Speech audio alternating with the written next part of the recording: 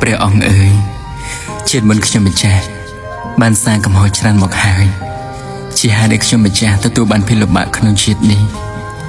ចាប់ពីពេលនេះខ្ញុំម្ចាស់សូមសច្ចាថានឹងកែប្រែខ្លួនឲ្យបានល្អតាមមាគ៌ាដែលព្រះអង្គស្រោចស្រង់សត្វលងទឹក